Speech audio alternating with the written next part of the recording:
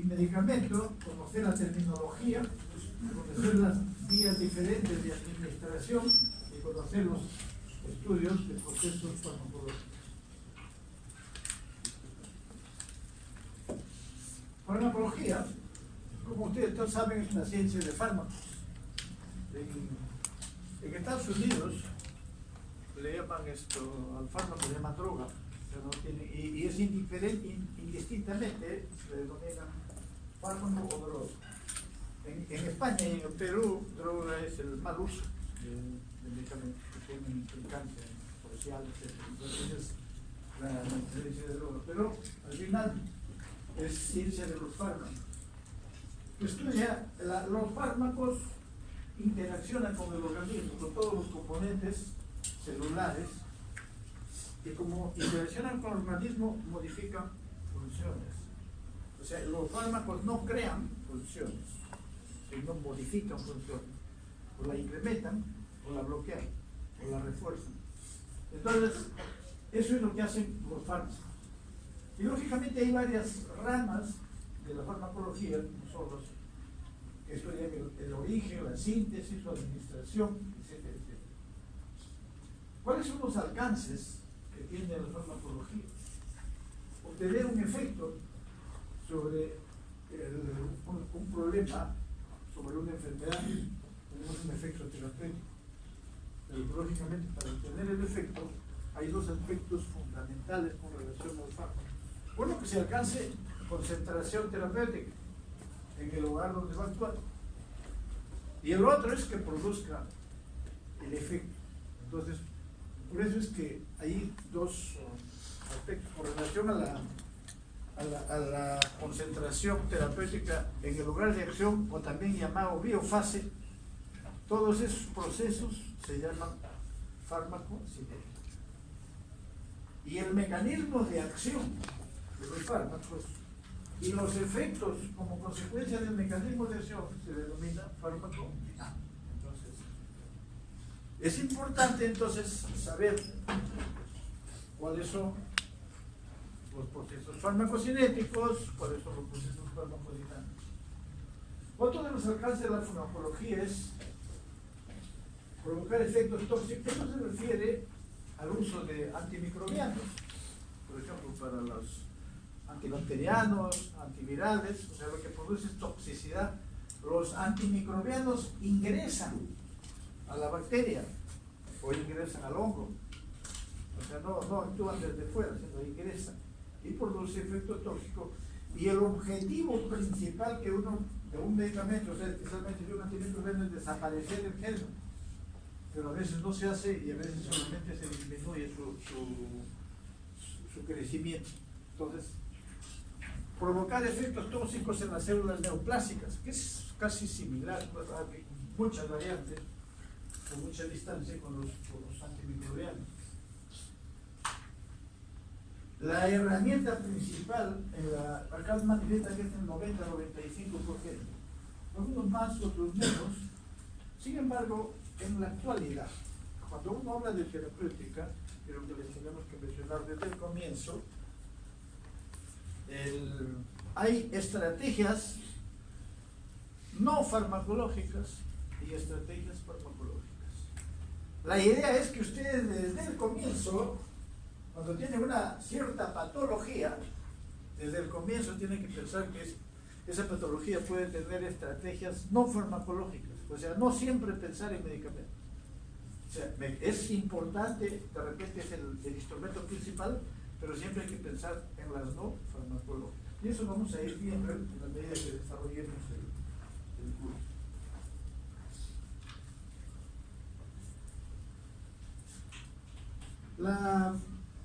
La farmacología, la rama de las ciencias biológicas, y hemos dicho que estudia, digamos, el intercambio del fármaco o de la sustancia química con los diferentes componentes del organismo.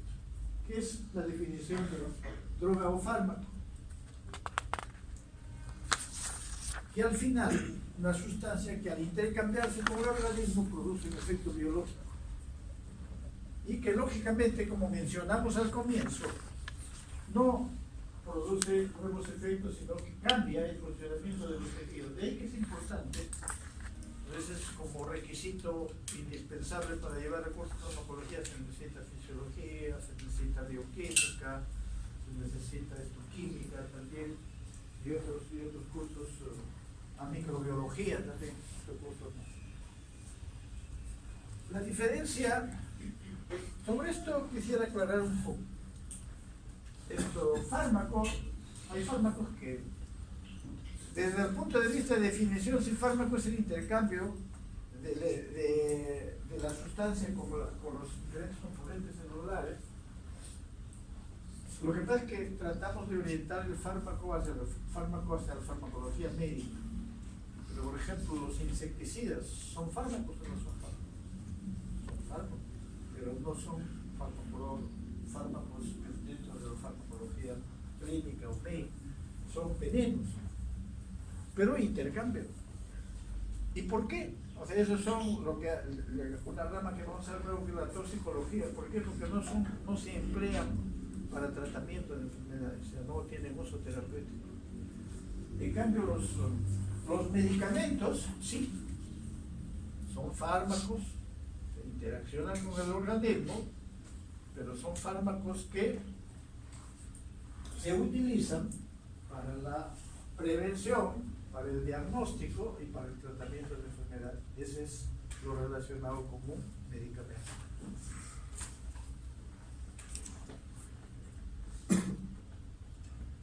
Acá tienen las subdivisiones de la farmacología. Acá hay algunos aspectos importantes, que es ¿qué rama es la que estudia el origen de los fármacos? La farmacognosia.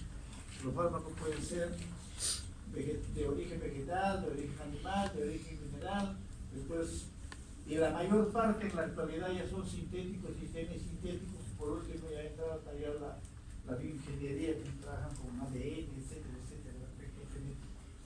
Entonces, el origen de los fármacos es estudiado por la farmacognosia. La farmacotecnia y farmacia estudia, digamos, la preparación de la síntesis, manufactura y preparación de los fármacos. Al comienzo lo hacían siempre los farmacéuticos, hace muchos años. En la actualidad ya es la industria farmacéutica que elabora casi todos los medicamentos. Luego vienen otros dos conceptos, que son la farmacogenética y farmacogenómica. ¿Qué significa farmacogenética? Es el estudio de los componentes genéticos del organismo en relación a una respuesta. Ustedes van a ver durante el desarrollo del curso que hay fármacos, hay pacientes, por ejemplo, acetiladores rápidos, en caso de cuando se usan los antituberculosos. Hay fármacos que son hay gente que es metabolizadora rápida, hay gente que personas de ciertos grupos etarios que no tienen, o grupos raciales que no tienen determinado tipo de enzima. Un ejemplo es que la brucelosis, por ejemplo, en España, la fiebre malta, generalmente se trata con dos medicamentos. Y la Organización Mundial de la Salud, en base a los estudios que realizaron, definió el tratamiento con dos drogas, y una de ellas es la rifampicina y la otra es la doxiciclina. Entonces resulta que en España, ahí en Malta, los pacientes mejoraban de su brucelosis, pero después caían. Y se dieron cuenta que los españoles son metabolizadores rápidos. Y cuando se utiliza, y además se vio que la rifampicina, que es un inductor enzimático, incrementaba el metabolismo de la doxiciclina y prácticamente se quedaba con un solo medicamento. Entonces, ese es el...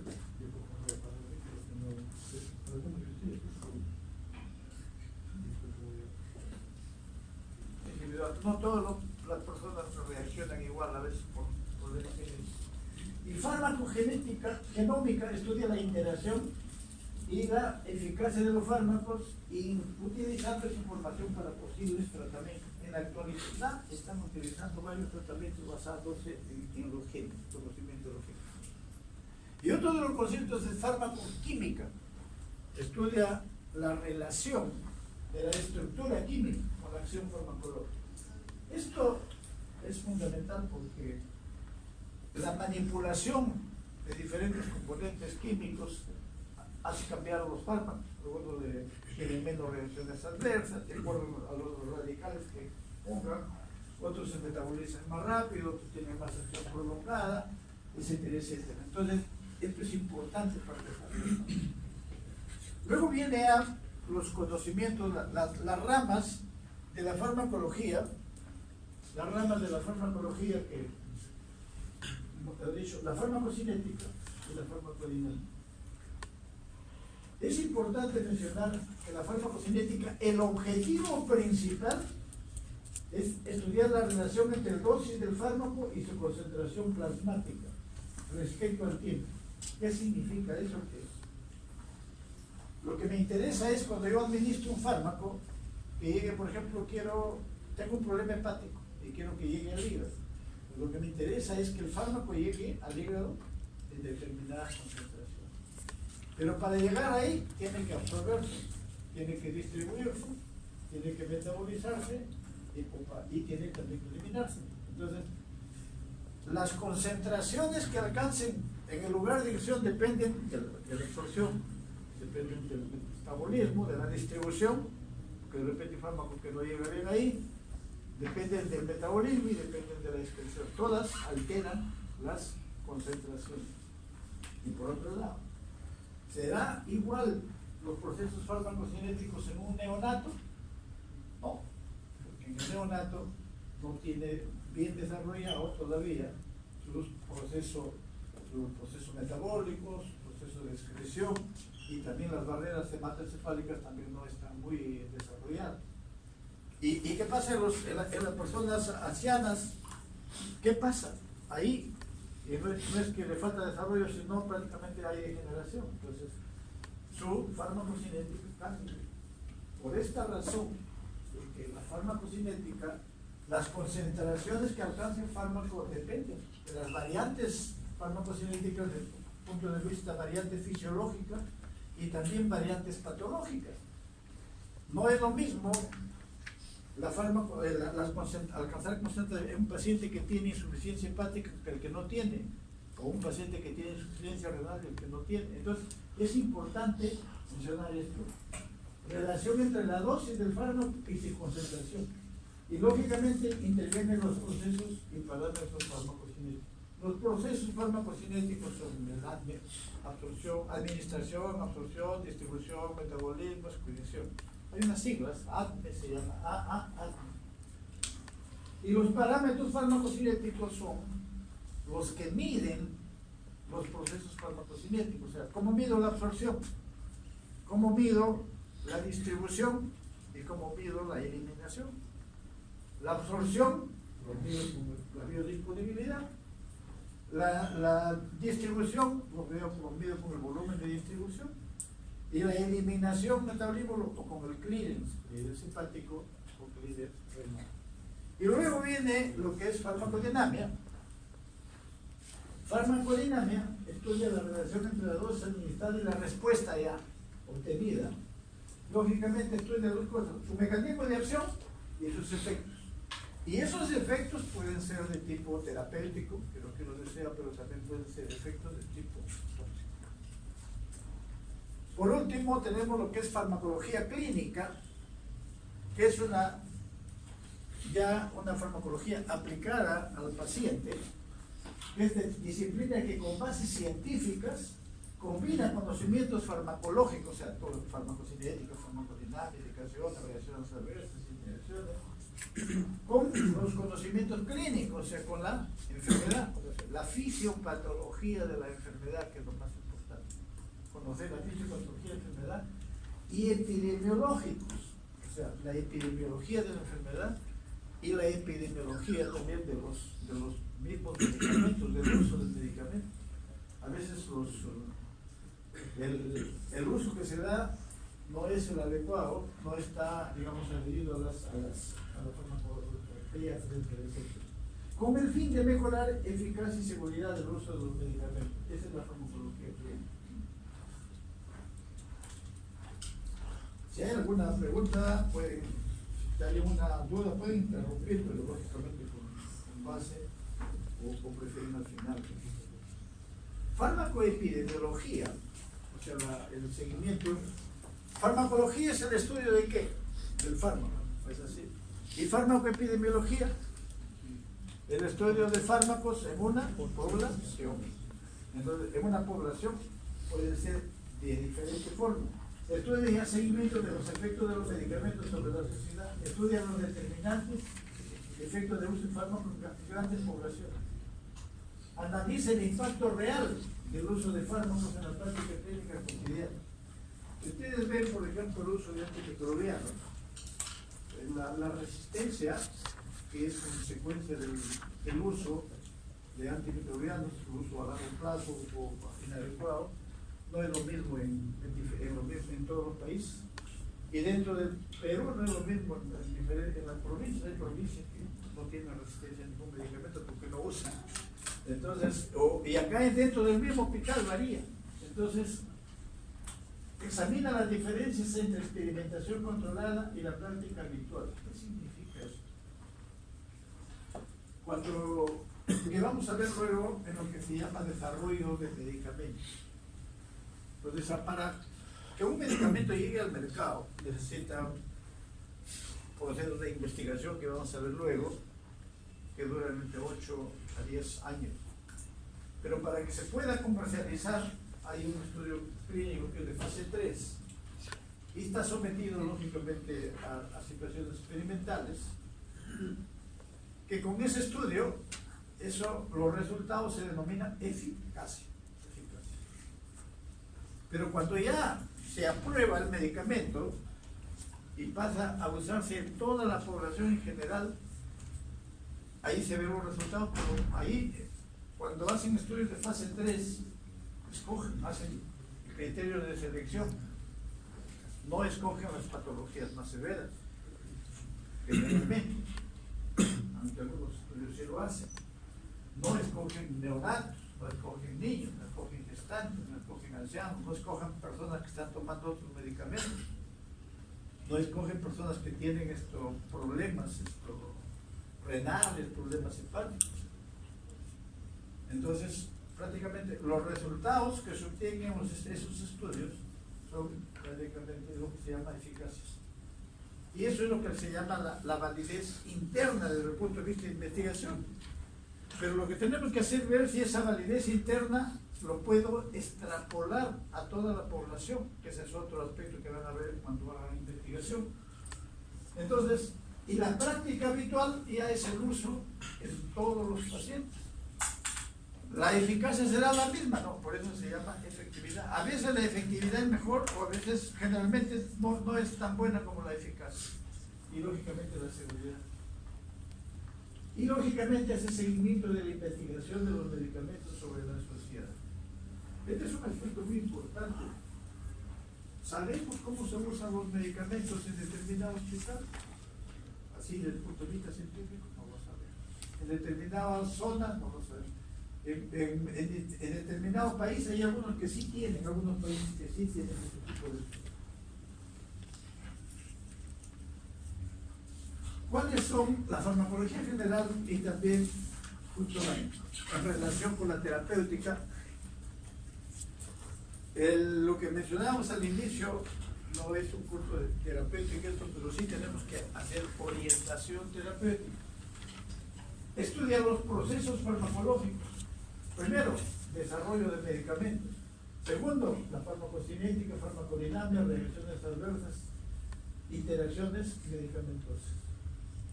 ¿Cuál será la diferencia entre reacción adversa? Vamos a ir adelantando un poco y interacción medicamentosa. Reacción adversa es por el medicamento. Interacción medicamentosa es con dos medicamentos concomitantes o un medicamento y una sustancia. Eso lo vamos a ir definiendo, pero quisiera que desde ahora tengan esta diferencia. Las reacciones adversas siempre son nocivas, pueden ser nocivas levemente o severamente o mortales, pero las interacciones medicamentosas pueden ser nocivas, pero no siempre. Entonces hay otra diferencia.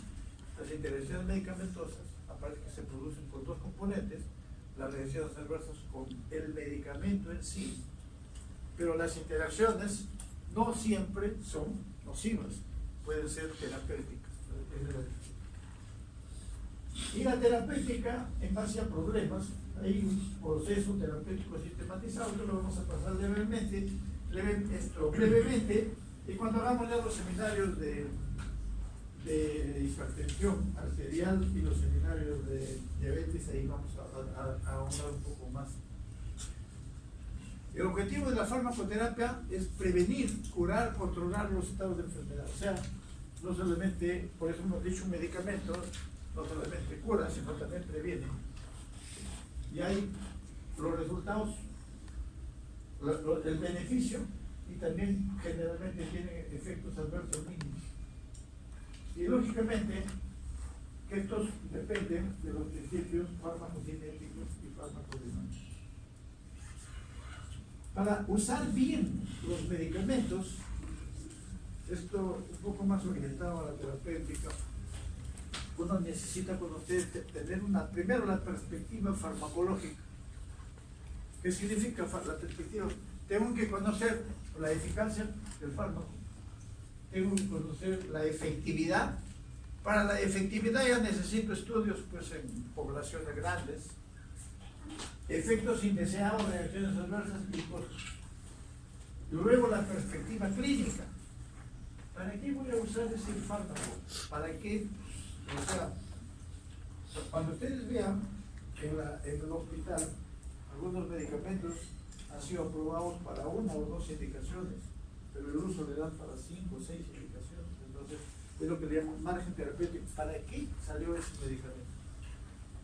Hay varios, en la medida que desarrollemos el curso, vamos a ver, hay varios ejemplos sobre esto. Y lógicamente tener en cuenta la enfermedad, y no solamente la enfermedad, sino tener en cuenta el paciente. La enfermedad puede ser tener varios, pero el paciente puede ser diferente, puede ser inmunocompetente, puede ser inmunosuprimido, puede tener variantes fisiológicas, puede ser gestante, puede tener insuficiencia renal, puede tener insuficiencia hepática. Entonces es importante tener la perspectiva clínica y la perspectiva farmacológica. Entonces desde ahora ustedes cuando elijan un medicamento tienen que, para determinadas situaciones. Y la perspectiva sanitaria, tener la información necesaria, esto lo van a ver posteriormente en el periodo. Aspectos esenciales para un enfoque racional del uso de medicamentos. Uno, fortalecimiento de las habilidades de la búsqueda. Ya hemos mencionado que la información es importante. Ustedes tienen que aprender o ya saben, a buscar información relacionada con fármacos, que son muy amplias, pero hay que saber, hay que tener principios para tener habilidades para la búsqueda, desarrollar capacidad para la lectura crítica de la literatura científica. Esto significa que día a día, creo que aparecen estos más de 100 artículos diarios profesionales, creo que es poco. Entonces, ante tanta cantidad de artículos, uno tiene que aprender a seleccionar cuáles de ellos y hacer una lectura crítica. Ahí también, posteriormente, les van a enseñar esto sobre la lectura crítica de la literatura para que ustedes puedan seleccionar su literatura. Y el otro aspecto es destreza para la prescripción y, lógicamente, un espíritu crítico para la selección de medicamentos. Y estos son los 6 pasos para la farmacoterapia basada en problemas. Uno, definir el problema. O sea, yo digo, voy a coger un analgésico.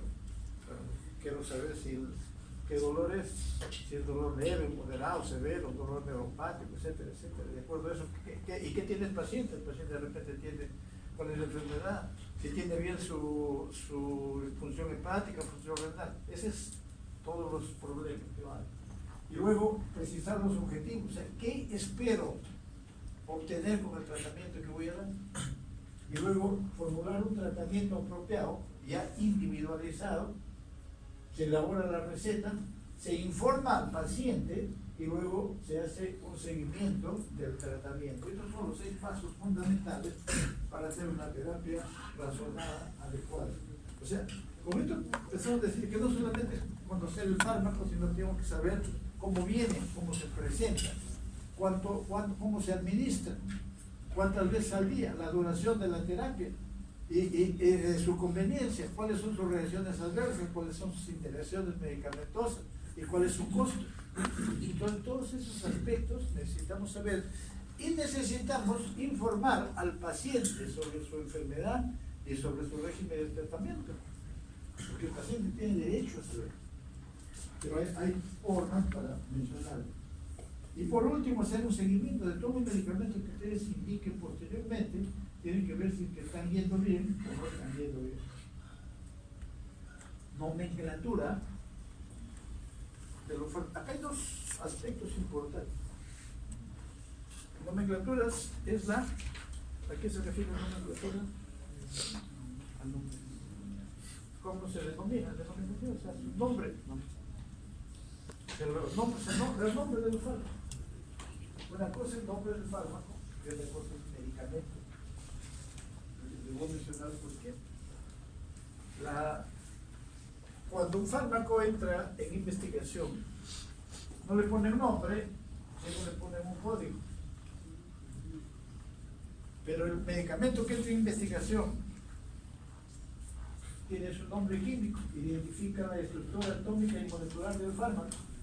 Por ejemplo, el paracetamol es la 4-hidroxiacetildimetilcina. Es la estructura química, es el nombre químico del fármaco. Pero es fácil aprenderlo y hay necesidad de aprenderlo, pero usted no se va a ir a la farmacia a pedir por esto, de repente ni se entiende. Entonces, el nombre químico no se usa, lo usan más que todo para en las industrias, ya hemos dicho la importancia que tiene. Nombre genérico. En realidad, el nombre genérico tiene la importancia es casi el principio activo.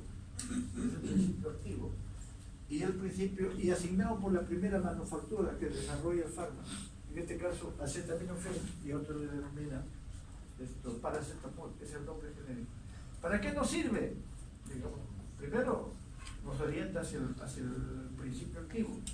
Y segundo, nos permite comunicarnos mundialmente. Porque con el nombre comercial no puede comunicarse mundialmente. Acetaminofén hay en la China, en la India, en todas partes, en Estados Unidos. En cambio, como Tylenol, no sé, de repente Tylenol, bueno, el Perú sí hay, no sé, en otros países. Entonces, y nombre oficial, nombre por el cual es identificado en publicaciones oficiales, la CP, y hay varios, el formulario británico, etc. Nombre de marca es el asignado por la compañía que vende el fármaco, Panadol, que da el nombre, o el nombre comercial. Todos los fármacos que ustedes compren, cuando vea, tienen que ver su nombre químico, su nombre genérico y su nombre comercial. Y bueno, parece el costo. Entonces, tiene que tener todos estos, porque si van de frente al nombre comercial y no sabes que el genérico puede ser combinación, etc., es importante con relación a los nombres. El nombre comercial es el que pone la industria que va a vender el fármaco. Esos son denominaciones. Clasificación de fármacos, los fármacos, la clasificación terapéutica, fármaco terapéutico, analgésico, por ejemplo. ¿Qué es el paracetamol? Es un analgésico, no opioide. Su clase farmacológica es un antiinflamatorio, dentro del grupo de antiinflamatorios, no esteroideos. Y su mecanismo de acción, inhibidor central de la ciclocitinasa 2. Esa es por relación a la nomenclatura de los fármacos. Lo que debe saber del paracetamol, por ejemplo. Entonces digo, paracetamol es el nombre genérico, nombre oficial, nombre de marca. ¿Qué es el paracetamol? Es un analgésico no opioide, pertenece al grupo de AINES y tiene su mecanismo de acción, es inhibidor de las cosas que nos salen. Este es más o menos en términos generales lo que tiene que conocer en términos así panorámicos de un medicamento.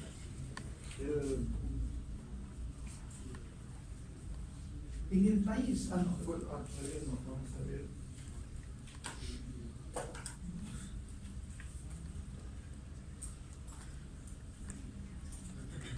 Ahora viene ya no denominación, sino medicamentos. ¿Será lo mismo una denominación genérica que un medicamento genérico?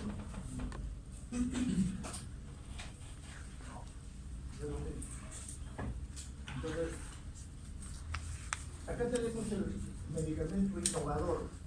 ¿Qué es un medicamento innovador? Un medicamento nuevo que ha sido desarrollado por un laboratorio durante muchos años, generalmente por medio de 8 o 10 años, y lógicamente ha hecho estudios, como vamos a ver luego, han hecho estudios preclínicos, estudios clínicos, y luego ha sido comercializado, pero les cuesta, el costo de un medicamento innovador es varios millones de dólares. Entonces, el gobierno les da lo que se llama la patente de protección, y esa patente de protección conlleva a lo que se llama el monopolio. Entonces, ellos son los únicos que están permitidos a vender el producto al precio que ellos consideren. Generalmente no consideran mucho. Y lógicamente les dan 5, 6, 7 años, algunos 10, dependiendo del gobierno, para que sea monopolio. Una vez que ya pasa, ese es un medicamento innovador, una vez que ya pasa ese periodo, de 8 o 10 años, esa fórmula, el mismo medicamento, puede ser comercializado por otros laboratorios. O sea, la fórmula puede ser ya vendida, alquilada, prestada, etc. Y además, ya se consigue, aparte de que ya no tiene, el medicamento genérico no tiene ya su patente de protección, además ya se conocen sus estudios de efectividad y se conocen sus reacciones adversas, porque ya ha sido usado durante bastante tiempo. Y lógicamente que el costo del medicamento genérico es bajísimo en relación al medicamento innovador. Entonces, el medicamento genérico y el innovador son iguales, o sea, los efectos son iguales. Y lógicamente que varían en el costo. En el país, acá hay un problema, en nuestro país el medicamento genérico generalmente dicen es un medicamento que no tiene patente de protección, pero que sale con nombre genérico. En cambio, cuando en otros países el medicamento genérico es un medicamento que puede tener marca, pero es genérico. Entonces, acá en nuestro país, cuando usted va a una farmacia, le dice, ¿qué quiere? ¿Genérico o de marca? Y le dice, bueno, algunos genéricos. Dice, no tenemos genérico, tenemos de marca. Y ellos consideran al de marca como innovador. Y el costo es bien elevado. Y la verdad es que hay pocos innovadores en nuestro país. Entonces nos están vendiendo medicamentos genéricos con nombre de marca y nos venden como innovadores. O sea, por eso, y el costo. Entonces es necesario conocer todo esto. ¿Y medicamento esencial qué significará? ¿Está en relación con medicamento genérico innovador? No, medicamento esencial. Esencial viene de esencia y esencia viene de vida. O sea, medicamentos esenciales que nunca debe faltar porque se pone en riesgo la vida del paciente o la movilidad. Entonces, un analgésico es un medicamento esencial, un antibiótico es un medicamento esencial, una adrenalina es un medicamento. Sí, pues si no hay adrenalina, el paciente se muere ante un shock anafiláctico. Entonces, esos son medicamentos. Generalmente, la Organización Mundial de la Salud hace los medicamentos esenciales en relación a medicamentos genéricos. Pero eso no significa, ustedes pueden empezar a tener un medicamento esencial que no necesariamente sea genérico. No tiene que ver nada con lo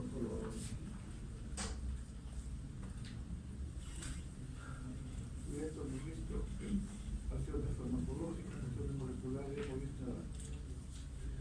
Desarrollo de nuevos medicamentos que hemos mencionado al hablar de medicamentos innovadores. Bueno, la etapa 1 es farmacología básica experimental, estudios in vitro, estudios en animales de experimentación. La etapa 2, toxicidad aguda, dosis letal 50, dosis efectiva 50, etc. Toxicidad subaguda, toxicidad crónica, es lo que hacen antes de hacer un estudio clínico, o sea, los ensayos clínicos, estudios clínicos, ya estudios en seres humanos. Rara vez hay algunos medicamentos. Con relación a medicamentos, bueno, les voy a mencionar así breves, pero después podríamos conversarlo. No solamente existen en el país medicamentos, sino existen, o sea, como productos normales, existen los productos naturales, existen los productos dietéticos, existe una serie de los medicamentos herbarios, productos biológicos, una serie, cada uno tiene su definición. Y hay que ver, pero lo importante es saber si sirve o no sirve, si tienen estudios o no tienen estudios. Muchas veces esos productos no tienen, solamente tienen estudios preclínicos y no tienen estudios clínicos, entonces usted no los puede extrapolar. Y algunos no tienen ningún tipo de estudio. Y viene la etapa 3, que es la evaluación clínica, lo que se llaman estudios clínicos, los ensayos clínicos. Son estudios experimentales. Tiene 4 fases. La 3, con la fase 3, donde ya se, bueno, la fase 1 se usa, no utiliza pacientes, sino utiliza personas sanas. ¿Cuál será la finalidad de usar? Pero utiliza 20, 30 personas, no utiliza más. Inclusive les pagan para que se den sus estudios, fase 1. Si no es paciente, o sea, no es enfermo, ¿cuál será la finalidad? Estudio fármaco genético, o sea, a ver si llega a determinados órganos. ¿Y cuál es el otro aspecto? Si tolera o no tolera el medicamento, entonces la dosis. Entonces, en la fase 1, en las personas sanas, se establece la dosis de tolerancia o la dosis tóxica. Dice, por ejemplo, con 200 miligramos empezó ya problemas de reacciones, máximo es 150, 180. Esa es su dosis de tolerancia, la dosis máxima que le puedo dar al paciente. Luego ya viene la fase 2, ya es el enfermo, ya el paciente, es individual, pero en poca cantidad, o sea, no tienen 50, 100 pacientes máximo. Y lógicamente se estudia también la farmacocinética, pero se busca ya la dosis terapéutica. En la primera fase es 150 con 180 ya presentó reacción adversa, entonces máximo le puedo dar 150. Pero con 150 se produce el efecto terapéutico. No, de repente con 50 no más.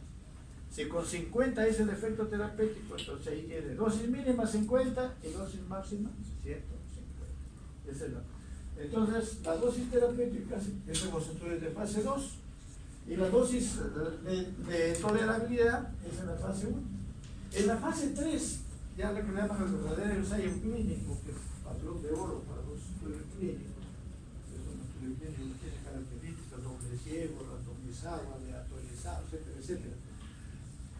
Acá se ve la eficacia y también parte de la seguridad.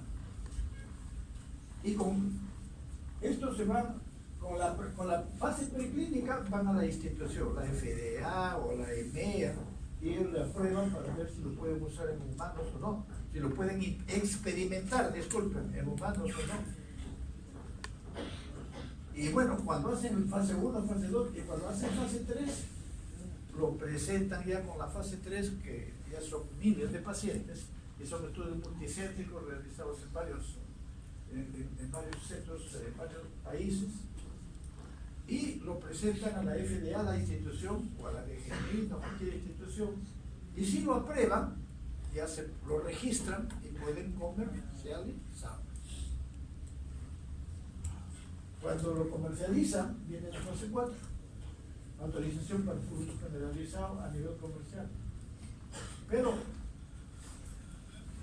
¿qué pasa cuando le hemos mencionado que los estudios de fase 3 generalmente no utilizan, pues, o sea, no utilizan pacientes ciertos criterios de selección. Pero ¿han incluido ancianos? No. ¿Han incluido gestantes? No. ¿Han incluido pacientes con insuficiencia renal? No. ¿Han incluido pacientes niños? No. Entonces, y casualmente, la seguridad, las reacciones adversas son más frecuentes justo en esa población excluida. Entonces, cuando un medicamento sale, nuevo un medicamento, o sea, ellos no mienten, dicen, las reacciones adversas fueron mínimas, pequeñísimas, no hay mayor impacto, entonces no tiene, es seguro. Sí, pero en la población que lo han hecho. Pero cuando ya, en la fase 4 ya hay autorización, lo usan en toda la población, ahí utilizan ya en todos los pacientes, estamos tomando medicamentos, etcétera, etcétera. Y entonces ahí es donde recién vamos a ver las reacciones adversas definidas, o sea, si definitivamente si tiene o no tiene reacciones adversas. Luego, ahí vamos a ver su efectividad, o sea, si hay buen efecto o no en esta población. Y lógicamente, entonces, en este estudio de fase 4,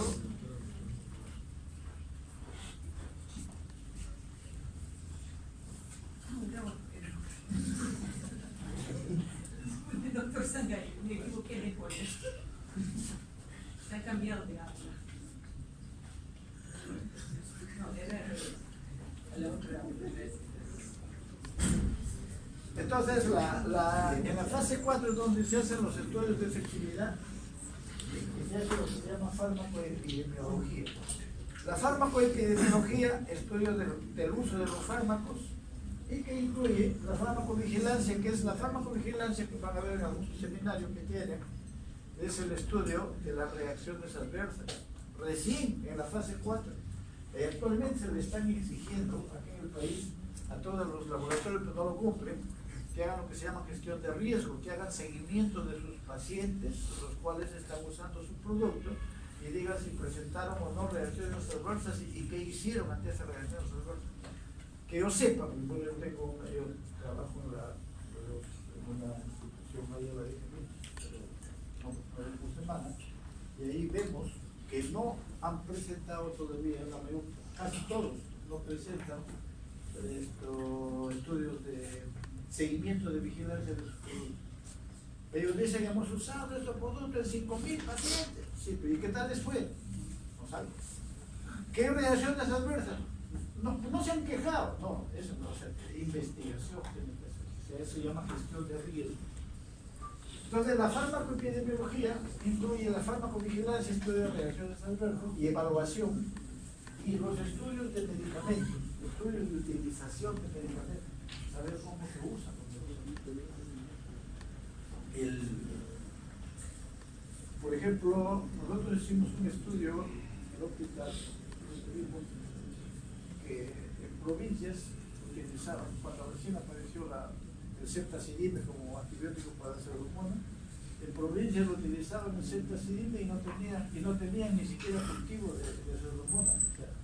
Entonces lo usaban para todo, no usaban otros antibióticos. Ese es un uso. Que después hay que ver si es mal uso o buen uso, bueno, ese hay otros tipos de salud.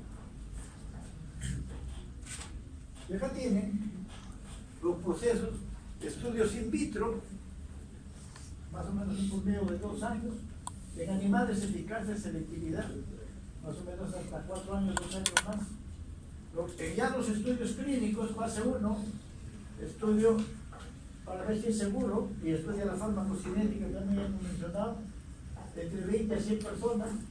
Fase 2 ya en pacientes, pero solamente 100 a 200 pacientes. ¿Y fase 2 para qué nos sirve también? Para definir la dosis terapéutica. En fase 1, dosis de tolerancia, dosis tóxica. Y la fase 2, dosis terapéutica. Y la fase 3 para ver definir eficacia y seguridad. Y la fase 4, definir efectividad y seguridad. Entonces, acá está. Y ya la fase 3 funciona, es un estudio doble ciego, tiene sus características, de 1.000 a 6.000 pacientes, se utiliza metabolismo, valoración de la seguridad en parte. Y la fase 4 ya es vigilancia después de la comercialización. Y una vez que vence la patente, ya salen los medicamentos genéricos.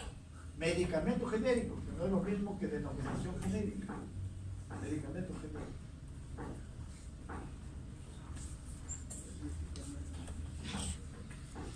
Fase 1, fase 2, fase 1 utilizan 20 a 100 personas, fase 200, fase 3 miles, duración meses, años y último hasta 4 años. Y los objetivos, de fase 1 seguridad, fase 2 eficaz seguridad a corto plazo y la otra eficaz seguridad a largo plazo. Acá hay una relación entre lo que es acción farmacológica, ya hemos mencionado la modificación funcional de la función en el organismo por intervención del medicamento. Y el efecto es la respuesta. El efecto es la respuesta. Puede ser por hipertensión, hipotensión, etc. Acciones farmacológicas. En términos generales, ahí podemos llamar estimulación, aumento de la cafeína es un estimulante del sistema nervioso, y así hay otros. Depresión, disminución de la función, los síntomas. Reemplazo o reposición, en el caso de, por ejemplo, de un paciente que le quitaron el páncreas por la insulina, paciente que tuvo accidentes y desaparecieron las glándulas suprarrenales, tienen que darles terapia de reemplazo.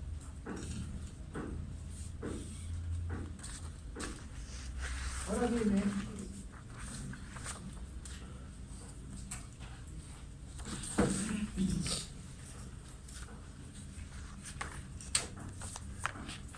podríamos descansar unos 5 minutos. ¿Alguna pregunta?